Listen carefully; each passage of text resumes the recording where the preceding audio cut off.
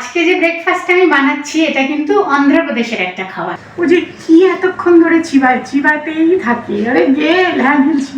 তাহলে নাম হচ্ছে মুগ ডালের পিসারেট্টু।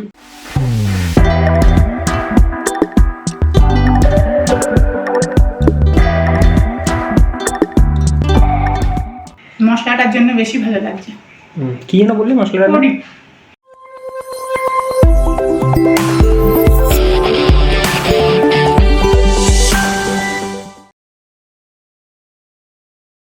ভেরি গুড মর্নিং সকলকে, ওয়েলকাম ব্যাক টু গানে আড্ডায়। আশা করি সকলেই সুস্থ আছো, আমরাও একেবারে ঠিকঠাক আছি। তোমরা কয়েকজন আমায় জিজ্ঞেস করেছো যে শিল্পী, পুনেতে তো একটা দুর্ঘটনা ঘটে গেছে, তোমরা ঠিকঠাক আছো তো? মানে ওটা কি তোমাদের বাড়ির কাছে কিনা? তো বলি যে ওটা আমাদের বাড়ির কাছে নয়, ওটা একটা ঘোরার জায়গা। এখানে কনস্ট্রাকশনের কাজ হচ্ছে, বড় বড় লরিতে ওদের সব বিল্ডিং এ জিনিসপত্র আসছে, তো মাঝে মাঝে আওয়াজ আসছে। তো জানি না তোমরা কতটা শুনতে পাচ্ছ, আমাদের বেশ কানে লাগছে, তাই না? তোমার গলার স্বরটা একটু বাড়াতে হবে তাহলে। ও আচ্ছা, তা যাই হোক, সেটাই বলছি, ওটা আমাদের বাড়ি থেকে অনেকটাই দূরে, আর ওটা একটা ঘুরতে যাওয়ার জায়গা। হ্যাঁ, তো ইন্দ্রায়ণী নদী ওখানে খরস্রোতা হয়ে যায়, তো নদীগুলো বর্ষাকালে এখানে আর একটা ভয়াবহ মূর্তি ধারণ করে। তো বিশ্বাস করবে না, সারাটা গরমকাল নদীগুলোকে দেখে মনে হয় এ বাবা, এত জলই নেই, একদম শুকনো, মানে পাথরগুলো তলার দেখা যায়। আর এই বর্ষাকালে ওই নদীগুলোই যে কি ভয়ঙ্কর রূপ নেয়। আমাদের বাড়ির কাছেই একটা মহাদেব মন্দির আছে, আমি দেখিয়েছি ভিডিওয়ে 2-3 বার। ওখানের যে নদীটা একই রকম অবস্থা, মানে বর্ষাকালে ওর উপর দিয়ে যে ব্রিজটা আছে, এখন নতুন করে ওটা তৈরি করেছে, ওটা আগে একটু নড়বড়ে ছিল, ওই ব্রিজটা বন্ধ হয়ে যেত এই বর্ষাকালে খুব বৃষ্টি হলে, এমন না যে অল্প বৃষ্টিতেই বন্ধ হয়ে যায়। তা যেটা বলছিলাম, ওই দুর্ঘটনাটা যেখানে ঘটেছে ওটা তো একটা ঘুরতে যাওয়ার জায়গা, ওটা ওখানে হচ্ছে ইন্দ্রায়ণী নদী। হ্যাঁ, আর একটা ছোট গ্রাম, আমরা যদি বাংলায় উচ্চারণ করি তাহলে হবে কুন্দমালা, এখানে বলে কুন্দমালা। তো ওই গ্রামেই এই ঘটনাটা ঘটেছে। আর ধরো এখান থেকে অনেকটাই দূরে, তাই খুব একটা প্রভাব আমাদের উপর এসে পড়েনি। আমরাও তোমাদের মতন পরেই জানতে পেরেছি যে ঘটনাটা ঘটেছে, তাই না বলো? হ্যাঁ, আমি পরে দেখেছি। তবে বেশ কয়েকজন পর্যটক কিন্তু মারা গেছেন, বা কিছু জনের হদিশ পাওয়া যাচ্ছে না, আহত হয়েছে অনেকে। আর যেহেতু একটা ঘুরতে যাওয়ার জায়গা না, মানে আমাদের এখানে কিন্তু মানে স্যাটারডে সানডে উইকেন্ড কাটাতেও লোকে সব জায়গায় যায়, তবে আমাদের যাওয়া হয়নি কোনোদিনও। তাই এরকম একটা হঠাৎ করে ঘুরতে গিয়ে দুদিনের একটা এরকম দুর্ঘটনার মুখে পড়লে স্বাভাবিক, সেটা তো পরিবারের কেউ তৈরি থাকে না। তবে আমরা ঠিক আছি। হ্যাঁ, আমি 2-1জনকে রিপ্লাই দিয়েও দিয়েছি কমেন্টসে, আর একবার ভাবলাম ভিডিওতে বলেও দিই। তা আজকে স্পন্দন সকাল সকাল স্কুলে চলে গেছে, আজকে আমরা দুজনে একটা ব্রেকফাস্ট বানিয়ে খাবো। অবশ্যই স্পন্দনকেও দিয়েছি, স্কুলেও নিয়ে চলে গেছে। তা আজকে যে ব্রেকফাস্টটা আমি বানাচ্ছি এটা কিন্তু অন্ধ্রপ্রদেশের একটা খাবার। হ্যাঁ, মুগ ডালের পিসারেট্টু, মানে নাম হচ্ছে মুগ ডাল কি পিসারেট্টু। হ্যাঁ, তোমরা পিসারেট্টু বলে সার্চ করলেও দেখতে পাবে, দেখবে হোল মুগের হয়। আর এখানে তো মুগ ডালের দানাগুলো ভীষণ বড় বড়, কিন্তু সোনা মুগ আমাদের কলকাতার মতো এখানে পাওয়া যায় না, বাঙালি কিছু দোকানে পাওয়া যায়। তবে এইখানে যে মুগ ডাল, এটাতে বেশ ভালো হয়, মানে কলকাতার বাইরে যারা থাকো, যে বড় দানার মুগ ডালগুলো হয় সেটাতে এই রান্নাটা হয়। তাহলে নাম হচ্ছে মুগ ডালের পিসারেট্টু, আমি আমার মতন করে বললাম। হ্যাঁ, আর তার সাথে একটা ধনেপাতার চাটনি বানিয়ে নেবো। আজকে আমাদের ব্রেকফাস্টে এটাই। আচ্ছা, এই রান্নাটার জন্য একটা মশলা লাগে, তবে এই ধরনের সাউথের রান্নাগুলোর জন্য না এই মশলাটা লাগে। তা আমাদের সবার বাড়িতে তো থাকে না, ইন জেনারেল সবার বাড়িতে এখন আমাদের ওই ধোসা ইডলির জন্য আমরা সাম্বার ডালটা বানাই, সাম্বার মশলাটা থাকে। তা এটা যদি নাও থাকে, এটা আমি যখন দেবো তোমরা সাম্বার মশলাটা দিবে। এটা হচ্ছে গিয়ে এই যে গুন পাউডার।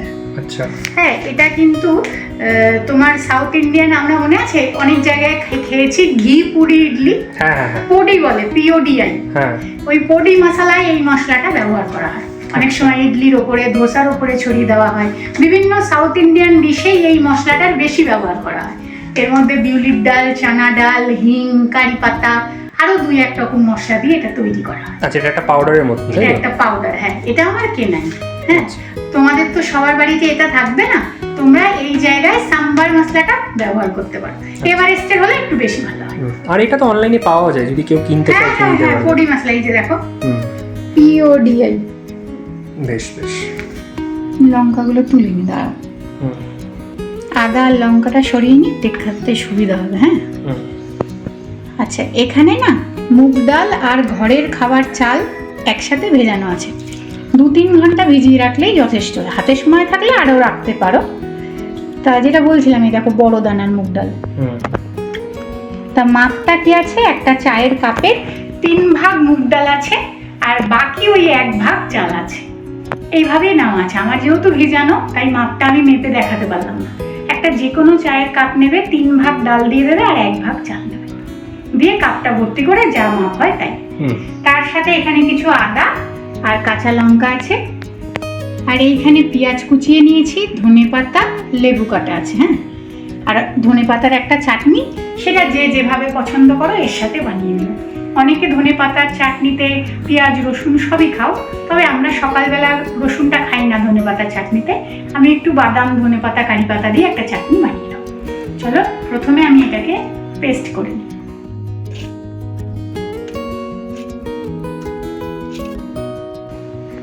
একটু আদা, কাঁচা লঙ্কা, একটু জল, জিরে,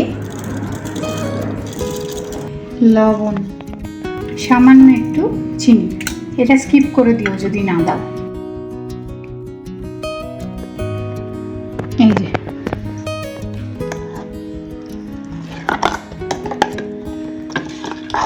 ঢেলে নি। ধনে পাতার চাটনি অনেকবার বানানো দেখিয়েছি, তবু আরেকবার একটু তাড়াতাড়ি করে বলে দিই। ধনে পাতা, কারি পাতা, আদা, কাঁচা লঙ্কা, 1 মুঠো বাদাম, কাঁচা বাদাম, লবণ, একটু চিনি, আর যখন নামাবো একটু লেবুর রস দিয়ে দেবো। ব্যাস, একটু সাদা তেল দিলাম।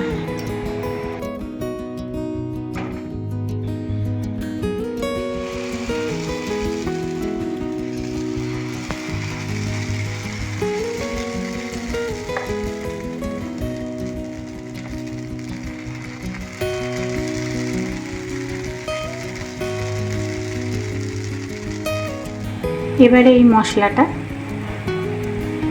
আচ্ছা একটুখানি সেঁকে নেওয়ার পর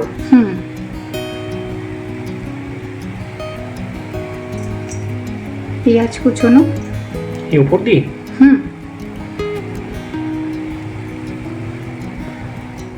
ধনে পাতা, সামান্য একটু ওপরে তেল। বাহ, কি বাহ, দেখতে তো বেশ ভালো লাগছে। উপরটা ভালো লাগবে।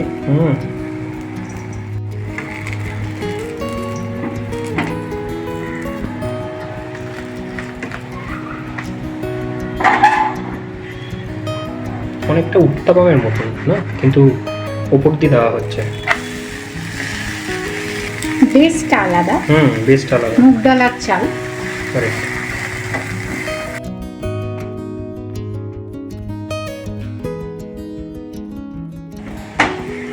আমাদের কিন্তু রুটি লুচির থেকে এইগুলো অনেক হেলদি, তাড়াতাড়ি হয়ে যায়। আর মাপটা ঠিক হলে তোমার তুলতে কোনো কষ্ট হবে না। হ্যাঁ, বাচ্চাদের টিফিনও তো দেওয়া যাবে। হ্যাঁ, আমি মানুষকে ছোট ছোট করে দিয়েছি, বড় বড় করে দিই, বক্সে শেষ করতে পারবে না সময়।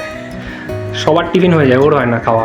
খুব আস্তে আস্তে খায়। আর এত ভাত ভালোবাসে, তুমি ভাতের কিছু দেবে ওকে বানিয়ে পপ পপ করে খেয়ে নেবে। হ্যাঁ, টাইমে হয়ে যায় ওটা। টাইমে হয়ে যায়, চিবিয়ে টক টক করে গিলে নেয়। হ্যাঁ, রুটি লুচি এই জাতীয় যদি ওকে দিয়েছো, ও যে কি এতক্ষণ ধরে চিবাতেই থাকে। আরে গেল, হ্যাঁ গেলছি। আবার বলে না কি, বাঙালি বাবু না একটু ভাত না হলে চলে। হ্যাঁ বলে। তোমরা অনেকে বলে স্পন্দনকে একটু দেখাও না কেন গো। আসলে যেই টাইমটা ভিডিও বানাই না, ও হয় ঘুমায় নয় স্কুলে থাকে। চেষ্টা করি ও বাইরে থাকতে থাকতে সেরে ফেলতে, ওই কারণে ওকে দেখানো হচ্ছে না, আর বিশেষ কোনো কারণ নেই। না, শনি রোববার ও ব্যস্ত থাকে। আবার এই সপ্তাহে শনিবার স্কুল, আর রবিবার দিন ওকে মোটে ডাকা যাবে না। সেদিন তো একদম মন প্রাণ ভরে কার্টুন দেখে। এটা হয়ে গেছে তো? হ্যাঁ, না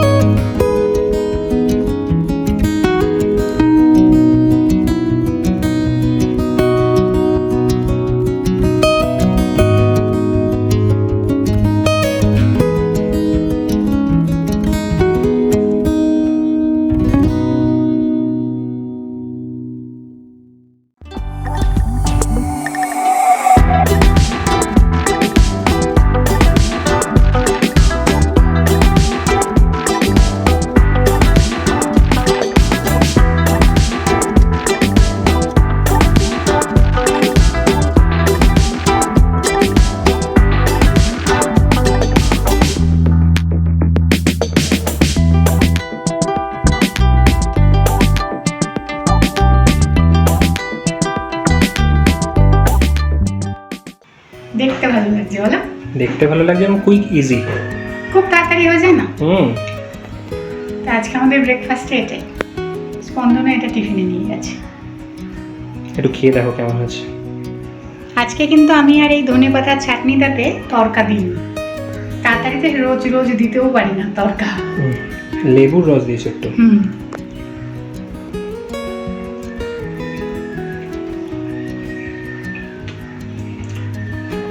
দারুণ সুন্দর হয়েছে। মশলাটার জন্য বেশি ভালো লাগছে। কি না বললি মশলাটা? করি। তোমরা সাম্বার মশলা দিয়ে কিন্তু বানাতে পারো। সবার বাড়িতে তো আর এই মশলাটা থাকে না।